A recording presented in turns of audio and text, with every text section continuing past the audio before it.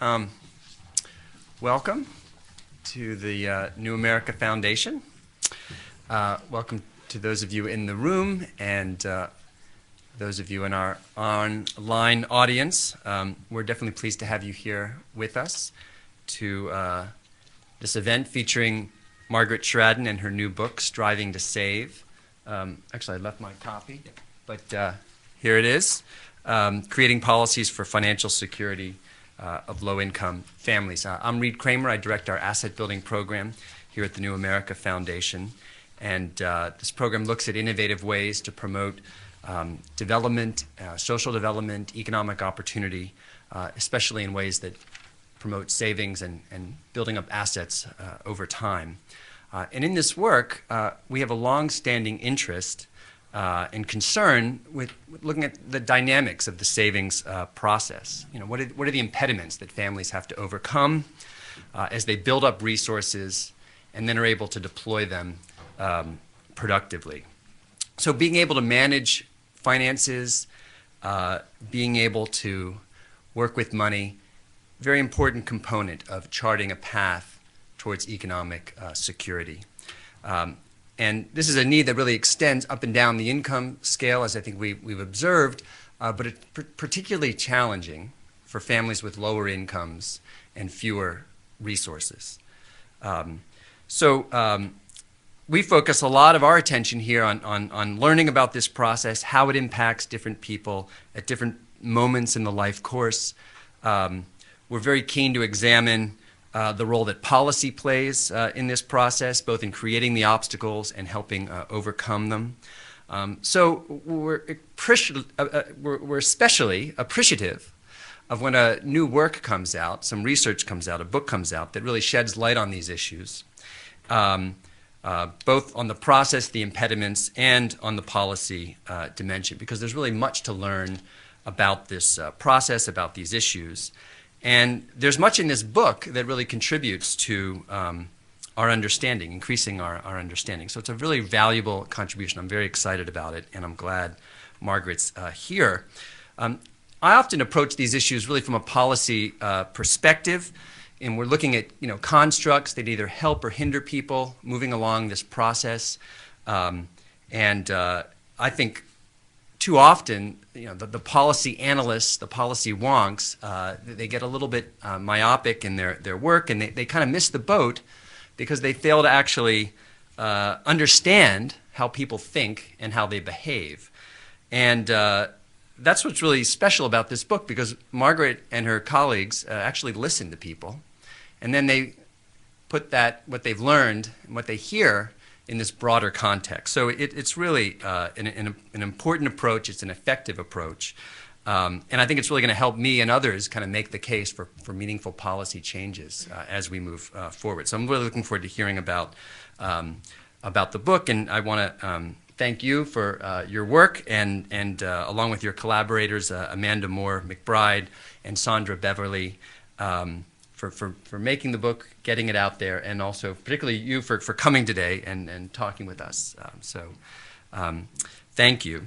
By way of background, Margaret Sherraden is a professor, School of Social Work at the University of Missouri in St. Louis, and she's a research professor at Washington University in St. Louis, and she has degrees in sociology and social work. And again, there's a very important, interesting combination that I think would be better if we saw a little bit more of, because it really helps us make the connection between the combination of how policy is designed and delivered. She has a number of other research interests and publications that are noted in your handouts. I'll specifically mention her previous book co-authored with Cynthia Sanders and Michael Sherraden called Kitchen Capitalism, Microenterprise in Low-Income Families. And okay, so just to get this out of the way, she is married to Michael Sherraden, one of her co-authors, and he's a friend and colleague, and he's done some pretty good work over the years that we've appreciated. It's really impacted social policy. So he's a valued partner of ours in a number of efforts here at New America with his colleagues at the Center for Social Development at Washington University. And so we have a number of things. We work on children's accounts and college savings and some international development work. And we're actually having an event with him on May 6th, launching the Youth Save initiative with our Global Assets Project, headed by here by Jamie Zimmerman. Anyway, that was just to get that out of the way. Perhaps more importantly, Margaret is mother to Sam Sherraden, our colleague here. He's making a name for himself at the New America Foundation and working in our economic growth program. A bright mind, valued colleague, and a real fine person. So not only have we read your book, we've seen the labors of your work as a parent, and we appreciate both efforts. So enough with the family tree. Margaret's going to present some key points from her book.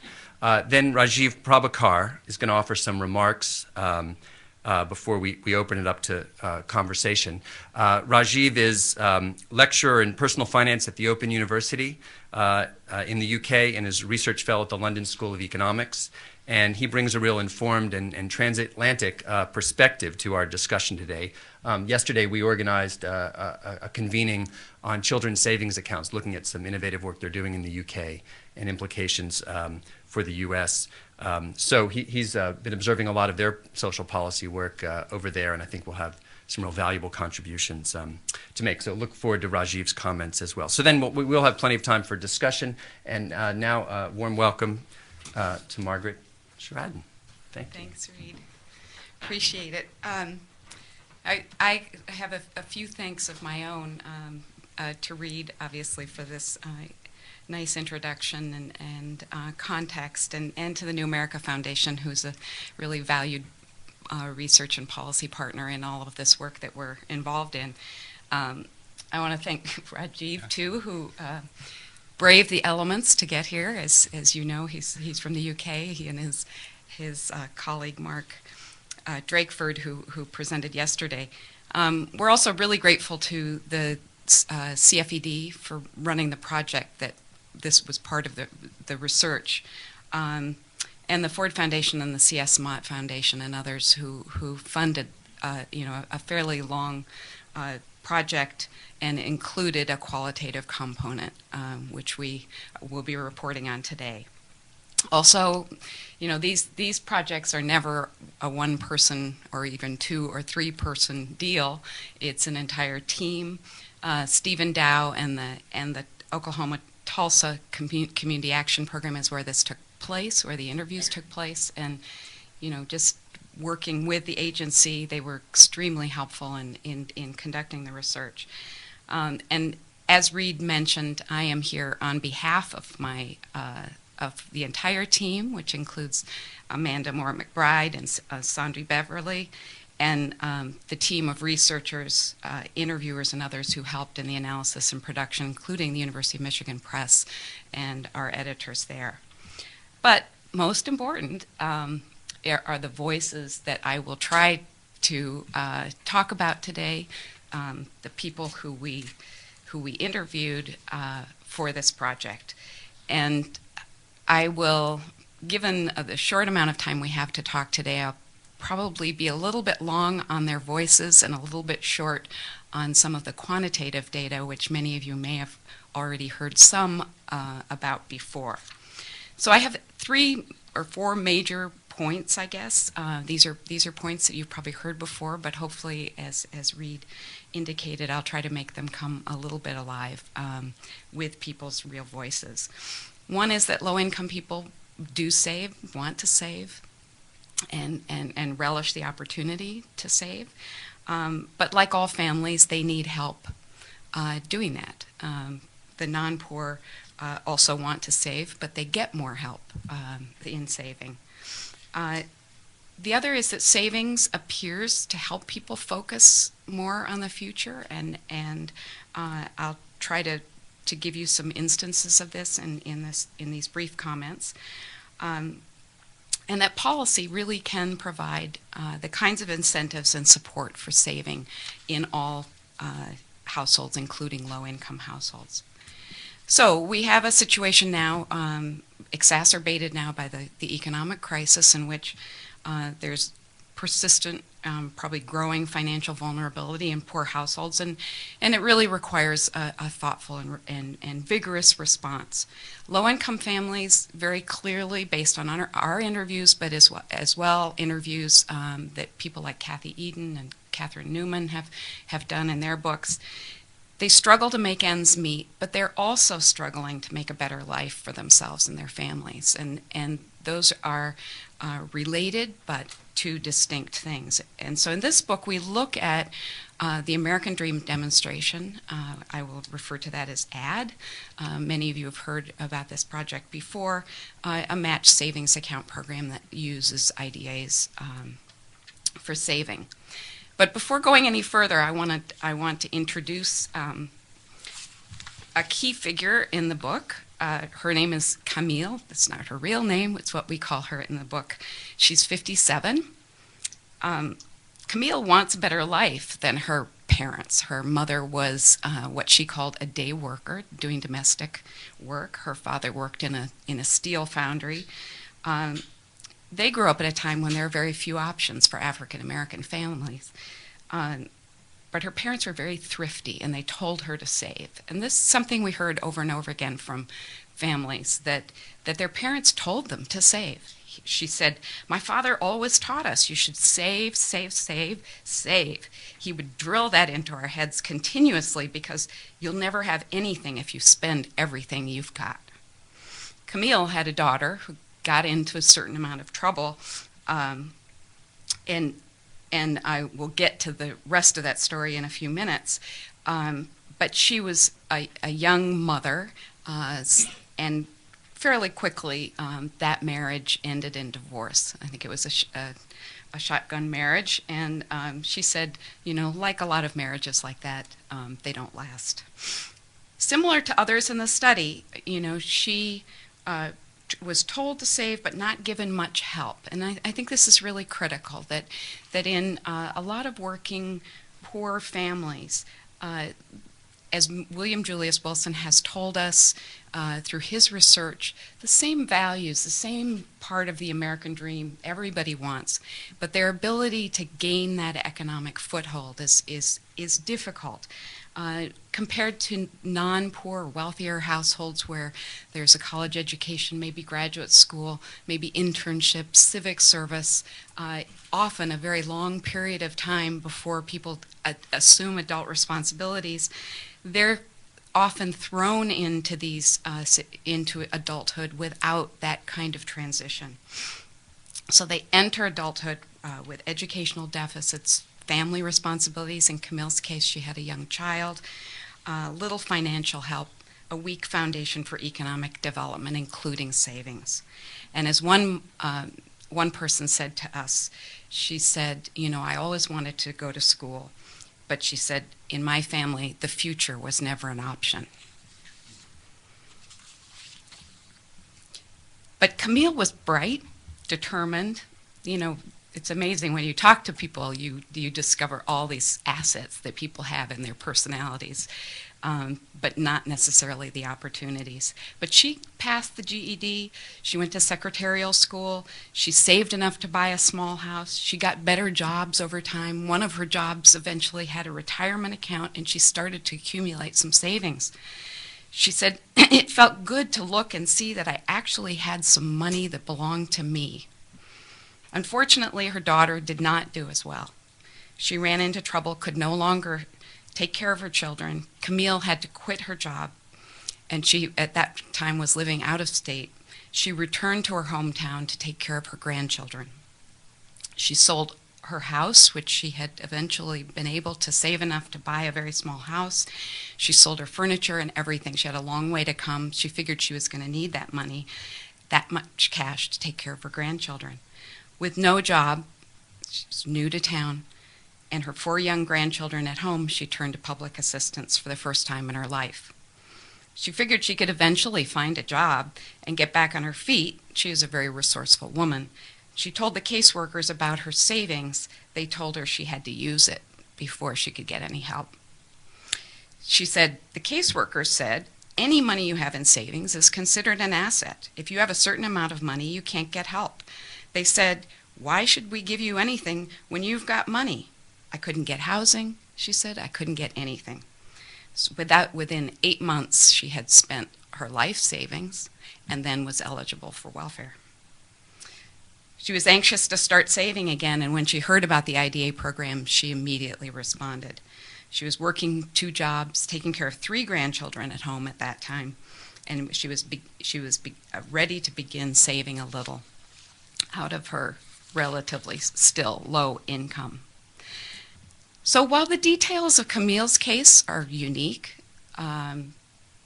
we didn't have anybody who told the same story. The overall picture actually is quite similar to others that we heard. And it's a familiar story to millions of other working poor families who lack access to safe and beneficial ways to save. There's a large wealth disparity, we all know, larger than the income disparity in this country. The net worth of the poorest 20% of U.S. households is 0 or negative. Disparities also exist by gender and by ethnicity. For example, white Americans hold 10 times the assets as either Latinos or African Americans. So the American Dream Demonstration was set up to address these inequalities. It was the first large test of IDAs, match savings for low-income households. It was for families earning 150% of poverty or less. Savings matches were 1-to-1. In this particular project we were looking at up to a total of $750 a year for 3 years. And people could invest these savings in certain long-term development vehicles, such as a home repair, a small business, higher education. In the interest of time, I probably won't go into the methods a great deal, but what we did was we conducted semi-structured, in-depth interviews with 59 participants in the American Dream Demonstration and 25 controls. We selected them also in a randomized way, although stratified. So we chose among low savers, middle savers, and high savers. So we got people in our small sample of 59 that had a great deal of difficulty saving and others who were fairly successful. We got a range. The topics covered everything from, as you can tell from the beginning of Camille's story, their background and their families growing up, as well as their current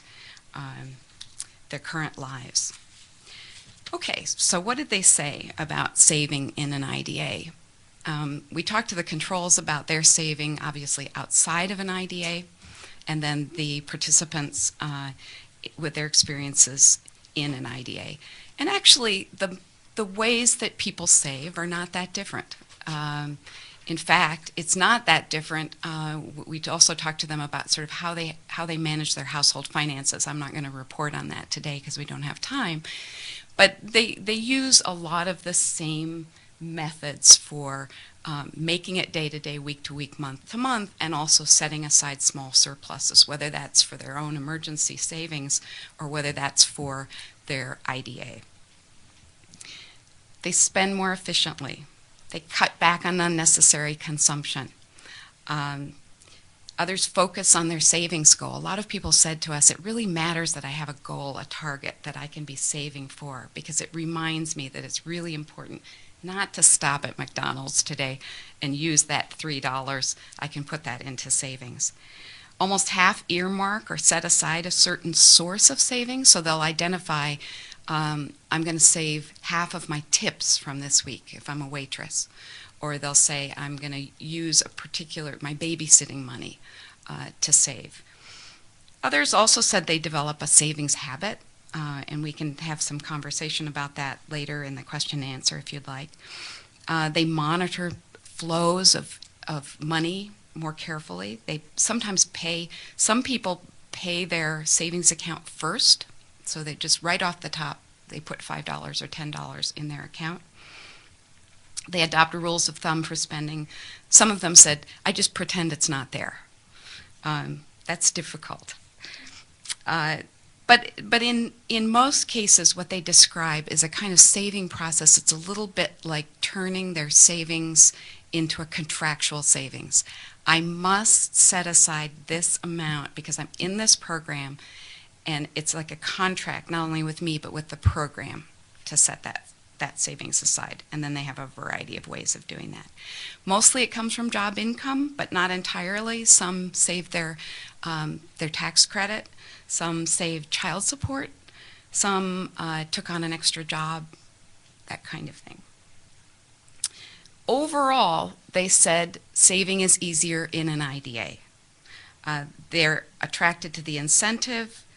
They say it gives them focus. They like the rules. They said financial education helped.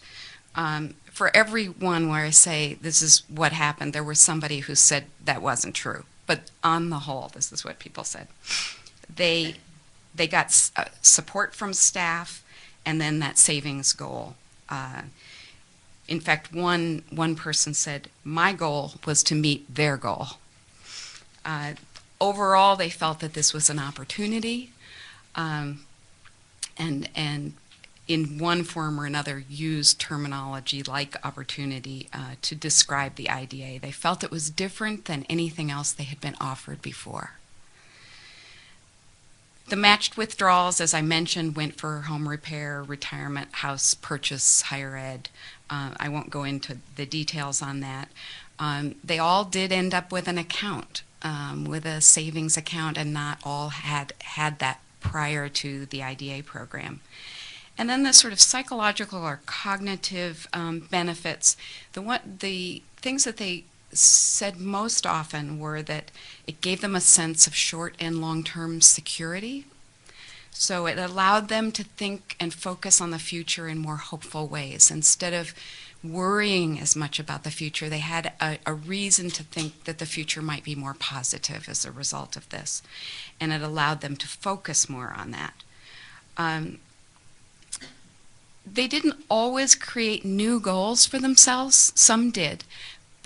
But it was more like many of them said, you know, I've had these goals my whole life, but this has allowed me to sort of take them from the back burner and put them on the front.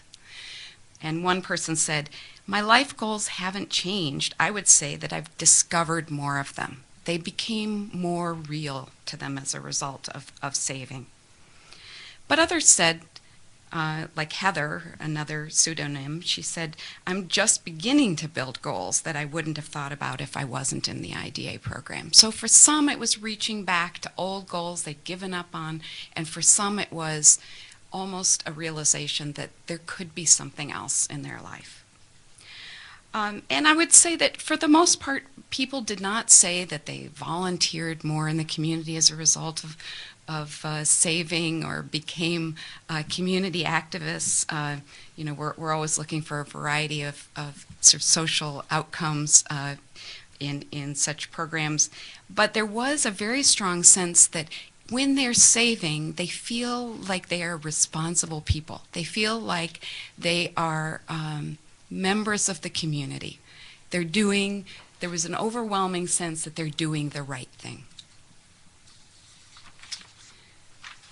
Okay, I'm going to talk just very briefly here about some of the challenges, because those are also important, and which leads into what probably some of the implications for policy. Low incomes. When you're low income, there isn't as much money to save, and that definitely was part of the message we got. Debt obligations were high among the families, even though they're low income. They described a sort of two ways into debt. One was a sort of slow sinking into debt, building up credit card debt and that kind of thing. Student loans were mentioned quite a bit. And then capsizing into debt. And that was they often described capsizing into debt when there was a health issue. And we can also talk more about that. Death and divorce as well. They said it's difficult to resist spending. It turns out that IDAs are are really discretionary saving. They are not contractual saving. There may be a mix. It's still up to them to pull that $10 out and get it into that savings account. It's not like most of us save in our 401k. We don't have to make that effort every month to put that amount of money in our retirement account. So the issues of self-control, motivation, procrastination are all there, very front and center with IDAs. So how can we make that easier then for low-income families? Rajiv, I hope we'll talk a little bit about some of the incredible policies in the UK in this regard. Maybe have some additional ideas about this. But we lack a universal policy for saving, and while non-poor families in the U.S. have a variety of retirement savings plans and mortgage interest tax deduction ways that they can save, poor families don't. So we have to think about what savings options might dovetail with their lives and with their livelihoods. So some way of, certainly the incentive is of huge importance. It got their attention. There's no question about that. So the reason they signed up for the IDA was because of the match. But they do want more default and automatic features to that saving. Only, I think, 11% of our little sample had a direct deposit option. And that made it difficult because they had to decide every month, as I said, to save. They want long-term savings options. They need good information, financial information, at the right time. They said often these things come along and they can't take advantage of them because it's not the right time in their lives.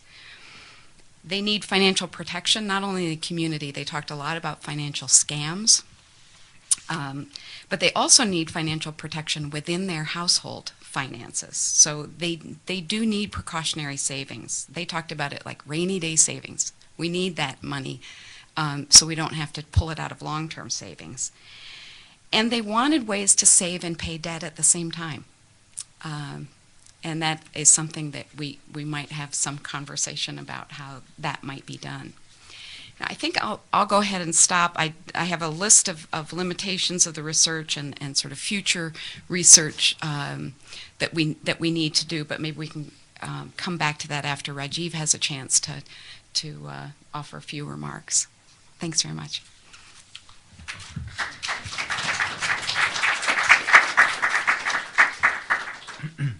Okay, I'm going to talk for about 5-6 minutes about why I think this book is important.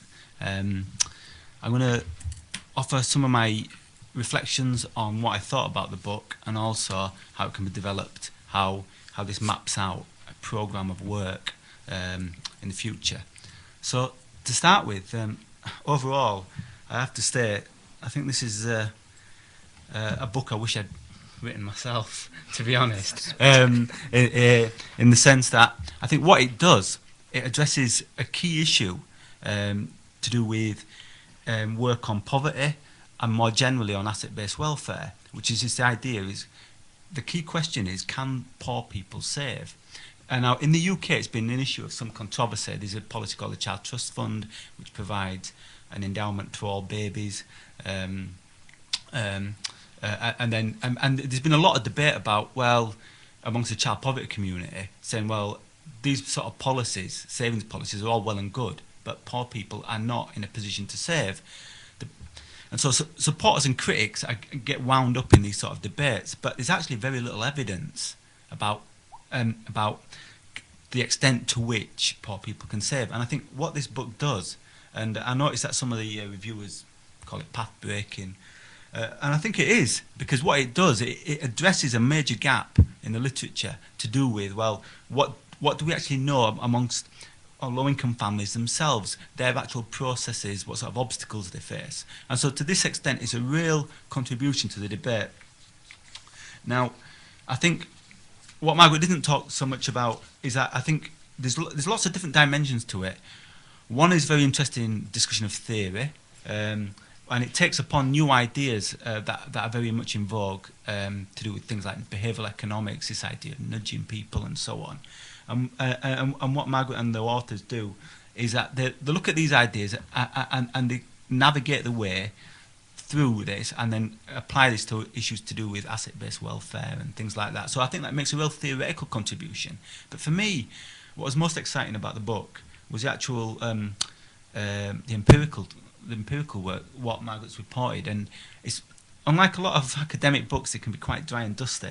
I think this is really brought alive by these sort of vignettes we've heard already about, say, Camilles Story, and it's a way of really untangling and bringing alive the issue and actually making it policy relevant. So for all those sorts of reasons, I'm obviously very jealous, but for all those sorts of reasons, this is why I really think this is a very important staging post, because it goes beyond the stage of saying, well, can poor people save? And I think what Margaret shows and the co-authors show is that, yes, poor people can save. They're often very savvy with their money. There's an issue to do with how this is balanced with debt. And so I guess it then moves on to my second set of thoughts. Well, how do we as researchers, as policymakers, as interested parties, take this forward then? And I think there's a variety of ways this can be done. I think on some of the theory side, I think what this book shows under the individual development accounts is this idea of an asset effect. This idea that, well, owning an asset, owning something like an idea can actually make a difference to someone. And I think part of the debate now should be, well, can we untangle this more? I mean, I think having established that, you know, what is it about the asset effect that causes people to save more? Is it the fact actually holding an endowment that can make a difference? Is it the matching? Is it the process, and so on? And I think these are important issues because this will shape how policy can be defined. So this is kind of pushing it to the next step. Another bit of theory I'm very interested in, again from this book, is this link between asset-based welfare and the behavioural economics. Now, a lot of the participants report that they're interested in these sort of behavioural ideas, this idea that of things like automatic enrolment, where we try to run with the grain of human motivations based on certain assumptions. But sometimes this might be in tension with some ideas of an asset effect. So if there's an idea that, well, actually, we want people, you know, to have financial education, we want to, in short, for people to develop, that seems to me, and I think it's pointed out in the book, to be in tension sometimes with some of the nudging and the behavioural ideas, which tends to take people as they are. And I think part of the theoretical challenge is to see, well, can we weld these together? Which then leads, I mean, I've talked about the individuals, but then I guess the third message I'd talk about is, well, it's not just in the individuals, what this book is pointing to, it's the actual institutions that matter. And in the UK, there's a debate at the moment, and it's come under this heading, financial inclusion. And basically the idea is, well, actually, you know, instead of banks or building societies looking down at people, actually people are capable, they do want to save, as this book demonstrates. They are savvy with their money, but sometimes they may face obstacles or hurdles accessing services. Sometimes services might simply not be there. So there's an issue to do with what sort of institutional reform. So this moves beyond the individual to various institutions. So for all those sorts of reasons, I think what this book successfully does is that it answers a key critical issue to do with what we know about low-income families, and then it points us in the sort of directions that I think we should follow.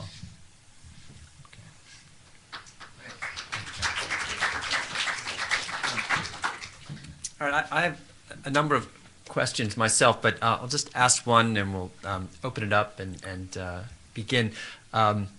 Very interested in the concepts of multiple savings needs and how some people feel like they need the incentive to lock things up, and others times they have other needs that they need to pay down and manage their debts and so forth. And also some of the work we've found out when we've worked in the field, that some people respond to these programs and are able to make contributions, and others aren't for different reasons. And you know, did you gain some insights into that? What makes some savers and some not.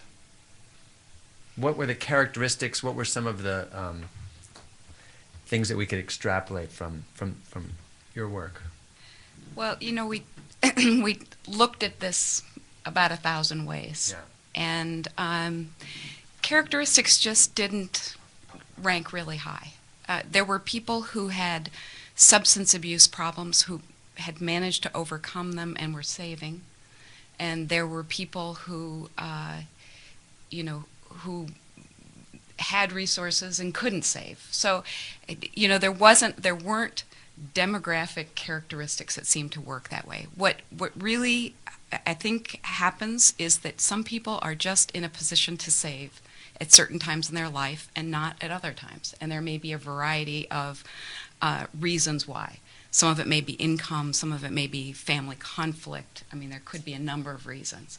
And that we have to think about saving, not can you save today, but are there certain periods over your lifespan when you will be successful at saving? And I guess the implication for me is that we not have a saving opportunity that lasts 3 years, but we have a saving opportunity that lasts over a lifetime, so that people can actually use it at the times when it's beneficial to them. Yeah. Does that make Yeah, sense? absolutely. I mean, we've often think of it that way as well. We want certain structures that are just there, that people have access to, and other times there's other elements where you want engagement, and so when they're ready to engage, they're ready to learn, they're ready to find access to resources that can be very helpful. All right, so we'd love to get some questions from the floor for Margaret or Rajiv, learning about some of his insights. I think we do have mic that can be passed around, so don't be shy and let me know who's interested. Yeah.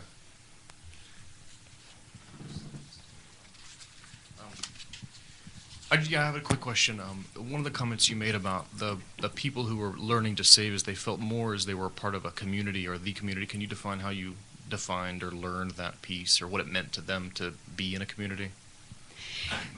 They didn't speak so much about community. What they said was they felt that they were being responsible.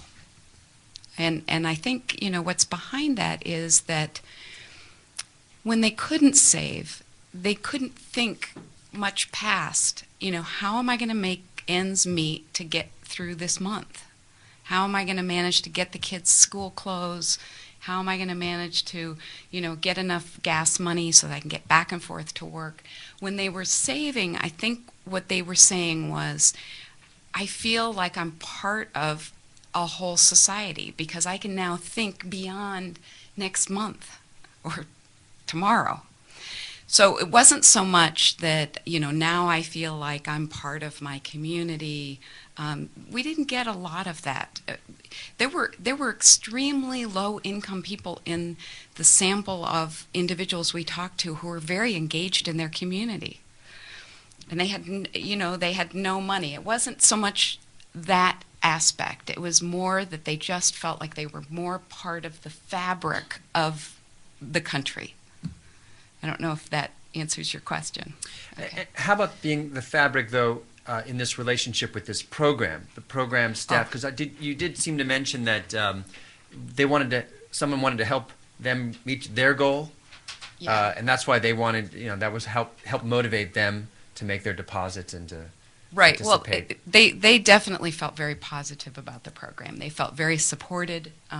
They said that compared to the other places where they had received help, this was a very positive interaction. Right.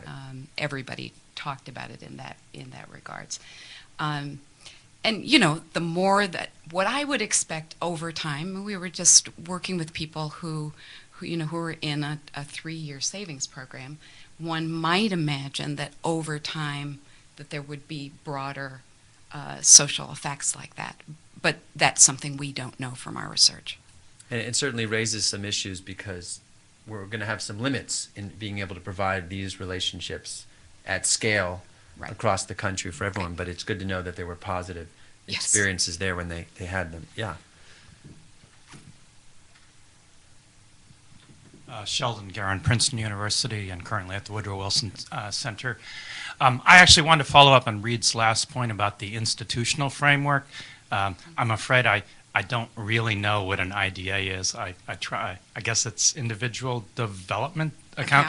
But regardless of that, I am trying to understand how this interfaces with existing banks or other financial institutions that would be handling small saving, and how you would go to the next step. In other words, from what I understand, it's quite difficult for poor people to get access to banks because of minimum balances, fees, etc. So what is the existing relationship between the IDA and banks, and how do you move to the next step and try and universalize this? This is a good question.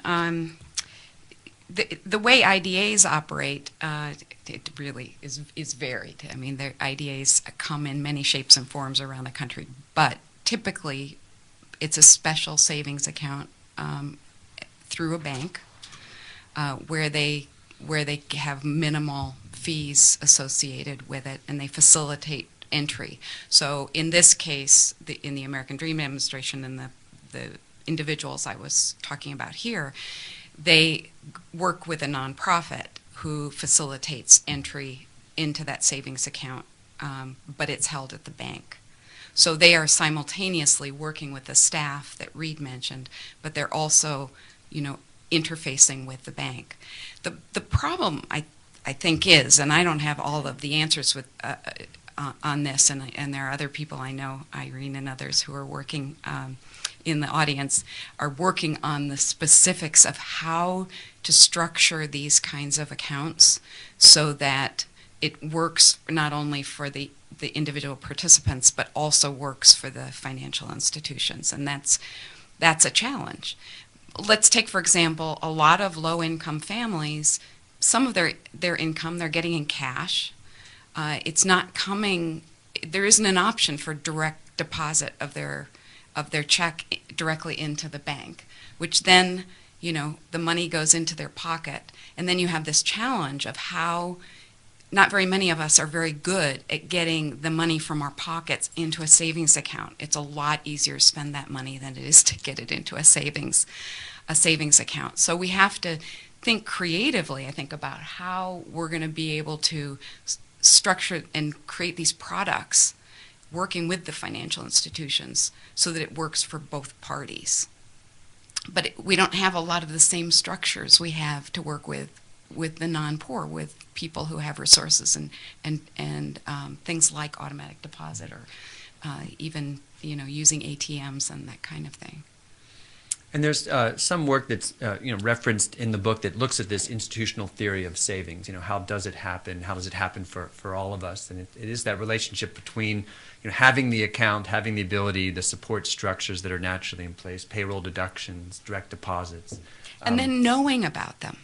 They talk to us, and I have one other quote I want to read because this woman, Cynthia, who we call Cynthia, said. She was very interested. She was a lifetime saver. Unfortunately, she wasn't selected for the IDA program. She was one of the controls, as was Camille. But she said, we need more answers. We need more keys. We need more tools put in our hands. Saving is the only tool we have. Investment is the only tool we have. But we don't know how to get into these arenas. And so she had this sense of frustration. She said, and we're able to save. I can save, and my friends can save, my family can save, and she said, but we feel like we're just in the corner and no one's paying attention to us. There's nobody coming to us and sort of opening the doors, and that's, I think, what we have to pay really close attention to. But as Reed said, there are lots of programs around the country, lots of financial institutions are working really hard at trying to figure out how to design these products. Yeah. And we'll go here. Hi, Stephanie Halligan from CFED. So my question is about policy advocacy. How do we message this? Because one of the issues is the account vehicle is missing from from the financial institutions, and we have asset limits for these families who want to save but might face that barrier. But at the same time, it sounds like a lot of people cited the direct support and the financial education that was really empowering and empowering for these individuals. So when we message this and when we advocate for this kind of universal system, is this a holistic package? Can we distinguish between the two? Yeah. And That's a good question. how do we message that? You can take a shot at it. I actually want Yeah, I was Rajiv to gonna weigh say- in too, because one of the things that's interesting about what's happening in the UK is they've had a number of policies that they've unfolded. They've kind of sometimes kind of nested within each other. There's accounts at birth, there's a match savings component, there's some pension reform. Rajiv, how have they approached the messaging challenge in the UK? I think Has it been coherent? I would say, to be honest, I think it has. I mean, there were some issues to do with how. I mean, we're talking about policies such as the Child Trust Fund, and there's also a policy called the Saving Gateway, which is based on the individual development accounts, which will be rolled out nationally. Supposed to be rolled out nationally this year. We're in the midst of a general election campaign at the moment, so watch this space. But the intention is it's to be rolled out nationally. And in 2012, there's going to be something called individual pension accounts, where people are going to be auto-enrolled if they're at work in a workplace into a special pension scheme. So to that extent, there's a whole raft of policies looking at how savings can be encouraged, and there has been movement for those on low incomes. There are other questions, and again, this is just touching on some of the debates we had yesterday about whether it could be broadened out beyond saving. But I think there's a fairly consistent message on that score. But actually, the pension proposal's very interesting because they're going to include everyone, opt them in to a scheme with 3% of their paycheck deposited. They can choose to opt out and less. All employers are going to be required to give a 3% contribution. Have the employers pushed back? This is again, mandating employer action, but trying to use some of the automatic behavioral economic features. No, I mean, to be honest, there's been quite a lot of. There's been no big reaction against that. I mean, Reid mentioned the behavioral economics stuff. I mean, this is Cass Sunstein, Richard Thaler stuff, which has been very influential in devising these sort of policies. And there's been, but a lot of the insurance industry, the pension industry are way behind this, I guess, as you might expect. As far as employers go, actually, because for them, it's all about, they see it, I think, as sharing a burden between themselves and an employee for pension contributions, basically, I think. Because it's your own personal pension account, even though they have to put some money in, you'll have to add to it as well. And so for some of them, the reason why there's been little reaction against it, as far as I can see, is because for some of the schemes in a lot of the UK companies, we have what are called defined benefit schemes where it's based on salary, but a lot of employers are rowing away from that because of various fiscal constraints. So this is the sort of reason why this is a sort of policy, a defined contribution type scheme, as far as they see it, why it kind of plays with them as well. You also ask about financial education, and what we conclude based on what the families told us was that financial education is important, but it's important in the context also of owning an account and having access to a financial institution, so being banked. So, one of the things that we talk about is building both of these at the same time. So the work of people like Anna Maria Lusardi, who's suggesting that we do financial education in the schools, that it just makes a lot of sense, that you begin with building a foundation of financial knowledge, and then as people go through the life course, they're learning the kinds of specific kinds of financial knowledge that they need. But in the absence of an attachment to financial services, it's not going to make as much sense. We've been doing some work also, in the schools with children, and the same idea that, children love, well, people, but children especially love money, especially the real thing, not the paper thing. In what order is that? So it's easy to get their attention, and if they have an account, you start to build these ideas about my connection to the financial institution, my life, this money stuff that I really like, and my future. And so I don't think that we really can pull them apart. We used to think, we can test all these things separately. Not sure that really is going to work in this case. And with my own children, people always bring up my own children. And one of the early lessons I would love to see focus more on is something you mentioned earlier about how to save and almost manage debt or consume at the same time.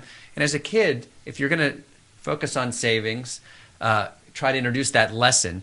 Well, clearly there are a bunch of things they're going to want that they're saving for as it unfolds. And it's almost like that's a good way to start that lesson. It's like, you're going to build up over here, and then, when you get to a certain level, or for this, maybe you could get the bike and the Wii or whatever, the iPod. Actually, in my family right now, it's an iPod. Yes.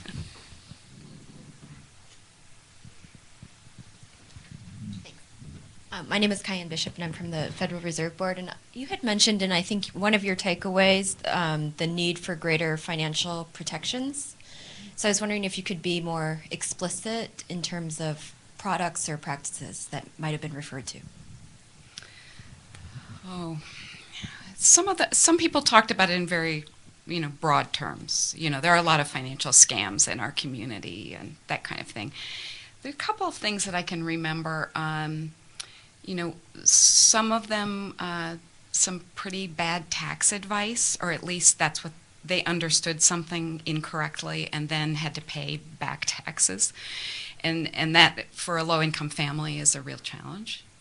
There were some instances of really poor advice that they'd gotten about ways to invest a little bit of money for their child's future education in instruments that didn't pan out. It sounded to me in a couple of instances where there was some kind of pyramid scheme things going. And in one case that I can remember, she actually decided not to participate, which was good. She talked to a few people and they said, be careful, that doesn't sound right.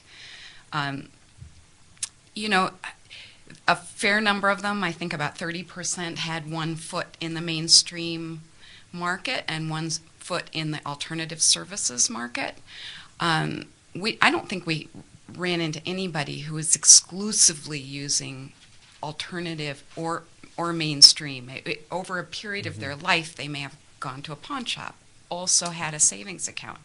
It was more a mixture. But there are lots of opportunities where they had lost money. Some people remembered, as especially growing up, where there were assets lost. So there was land that was owned or something that was owned that they felt that the family had been cheated out of when a parent died. Camille was an example of that. Her father didn't tell the rest of the family about any of the financial goings-on in the household, and so when he died, they owned a piece of land that was then lost because nobody really understood what the terms were. And she wasn't quite sure of all the details, but it wasn't in the family anymore. So there were a lot of examples of growing up in households where finances were not being managed well, even though the families were trying very, very, very hard. So that's the sort of community-based scam issue. The other part of financial protection is one's own finances, and so just protecting your savings, having your money and having your money flows in a safe place is a whole nother thing. lots of people saving in socks and in closets and in jewelry, in on any number of other things where there are a lot more danger to losing. Rajiv, did you have a comment? I do. You go first. Yeah, I mean, there is a policy agenda here, context here. I mean, certainly scams are there, and they should be illegal. Then there's a lot of other kind of nominally lawful practices that also should be illegal right now, and we've seen them proliferate when they're deceptive, unfair practices. And so that's part of the debate going on now with financial reform, is setting up not just a list of disclosures that a financial service provider has to confusingly and obfuscate to their potential client, but also a set of principles that they'd have to adhere to make sure that they're appropriately marketed, they're matched. And I think that it's been very debilitating over the years as this sector has grown. The impact it's had on these communities and these households and families is really quite severe. So we're looking forward to seeing the U.S. Congress continue to Well, one do its of the things that the families did say is that now that they're in the IDA program, they have somebody to ask. Right. So they knew who to call about how to manage their finances now and what to take up, what not to take up. And that was important to them. Yeah, and that actually brings us to another issue that links to the UK experience, where over there they have this concept in social policy circles around social inclusion, and they also a specific focus on financial inclusion. We don't have that. We talk about it here internally, but it's not necessarily part of our common language when we talk with policymakers. Rajiv, you want to give some reactions to how that has unfolded, how it meant? Because some of these families really don't have people to turn to, and that is a dimension of the problem. No, I mean, in the UK, there's a couple of strands at the moment, and one of the strands is looking at what they call financial capability, the sort of skills people have, and so on. And but I think what the book shows is actually it's not that poor people financially incapable. In fact, just to get through a day, to balance your budget, often people are very savvy. So actually, and there's growing awareness of that in the UK. And so there's another strand, and it's been implicit in some of the questions very good questions that have come up in this audience, and which again touches on what we call financial inclusion, which is access to services.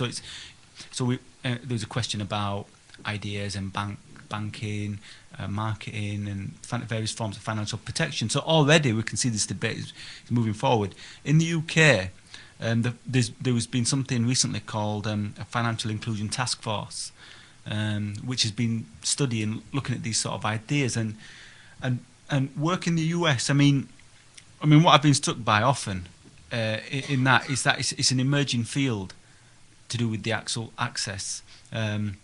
Books like this really add to this, because there's a real search for data. I mean, because there's lots of competing theories, but it's actually getting to grips with what the challenges and what the hurdles. And so, A, this is why I think this book is useful, but B, the sort of questions that you've been asking are exactly the sort of questions I think that are pushing this forward, whether you call this financial inclusion or whatever in the US. But this is certainly, it sounds familiar. It rings familiar to the sort of debates we're having in the UK. Great. Final questions from the field there? Great, thanks. Hi, my name's Alan Mouche. I work at USAID, but Hi, Alan. I had a question about engagement with the private sector, specifically the banks. And one of the things that we know about microfinance is that one of the reasons microfinance institutions have such a hard time achieving financial sustainability is that their operating and transaction costs are so high. And I can imagine that a bank would tell you how much more money they have to spend with a teller to count a pile of cash versus just depositing a $1,000 check, or making a $10 loan costing much more money than making a $10,000 loan. So I just wondered how your engagement with them has gone so far, because I feel that's probably a critical piece of enacting this into policy for the long term. Well, we didn't interview The bank. It's a great question, but we didn't talk to the bank officials. But one thing I would say is that in our work with the adults we interviewed in this project, but also the work that we've done with young children in savings, is that even though this may be a loss leader, especially if you start young, these young kids and these adults who are brought into the financial mainstream and manage to save for the future are going to be good customers, profitable customers down the line. At least that would be the theory, our hypothesis going forward. So just like the grocery store brings you in, with inexpensive gallon of milk, we buy other things there that day and in the future. So, but I can't really answer the question, and you, Reed or Rajiv, might be better talking about the financial institutions themselves. Yeah, I mean, again, it comes. I think that's clearly a critical issue. I think again, it points to the issue of financial inclusion. Just to say something about the UK, there's been some criticism about some of the banks basically not populating poorer areas. So there's an idea that actually, so banks won't actually have a presence where in many low-income areas, which then faces a problem for someone wanting to save. So if they have to pay $1 on a bus fare to go to deposit a small amount of money, it just doesn't make it worthwhile. Now in the UK, there has been actually some of the banks, I'm thinking of organisations such as Barclays, and what they try to do is that they work through some intermediaries. There's been some innovation there, and they're working through various organisations, what are called credit unions, and so there's been some movement on that sort of score. I mean, clearly, critics might say, well, this is just window dressing, and there has been some government action on this. There's something called a basic bank account, which banks are compelled to provide. So actually, this might, again, there may be no getting around some form of financial regulation. So here, government might have to have a role, because just left to its own devices, it might not be enough. I agree with that. Mark, I want to put you on the spot. We're fortunate to have Mark Drakeford here from Cardiff University, and he works over in Wales. So we're going to continue with this transatlantic conversation a little bit, since we've got Rajiv here and we've got Mark. And he just wanted to get your reaction to that, both how the financial sector operates, what you see their responsibilities as being, where they come up short, and the aspiration of families who are really trying to move along in their lives. I think my conclusion from the UK experience is that it doesn't always make best sense to try to persuade certain sorts of financial institutions, including banks, to operate in ways that are, firstly, against their own business instincts. They don't like having to do all this sort of stuff, and even if you can persuade them, they do it with a fairly ill grace. And secondly, where the people you are trying to draw into participation have a very ambivalent attitude themselves towards those sorts of institutions. They essentially believe that even if those institutions are offering them something, that it'll be pitched in a way that leaves them feeling uncomfortable, unwanted, and putting these two things together doesn't necessarily get you where you want to go. So you have to try and think of whether there are other organizations, intermediate organizations, maybe like credit unions, that are more in tune with community-type activity, or other organizations. So in the United Kingdom, the key one, I think, will emerge to be the post office, which has a presence in almost every community, which is thought of differently by users, and which still has a certain sort of social obligation mentality that you can ally with a business purpose so that they provide the sort of services that we're trying to think of here. So I just think you have to segment your thinking a bit more, and instead of trying to make reluctant organizations behave in ways that they don't really want to do, to try and find some other vehicles that might be more effective in the longer term. We've been very intrigued by the post office possibility as well. There's some history to that, and after the federal employees that run our national parks, people that work for the post office still get pretty good marks with the public compared to other parts of our government. I think actually we have someone here who knows all about that. Yeah. That history. Yeah, Sheldon's Sheldon an right. expert in savings as well. We'll do another segment with your work coming up. Definitely. But I also would say that a lot of these financial firms didn't want this business with small accounts and small savers, and they ceded that to the alternative sector, which made them feel welcome, not necessarily providing the right terms and that were most beneficial, but that's been part of their story of success, how that sector has grown. They were a lot of the right kind of outreach, and the banks really seeded that market, and it's created some problems long term as well. Final questions from the field? I definitely want to thank everybody for coming, and Margaret and Rajiv for sharing their insights with us, and really appreciate it. So Thanks, thank you.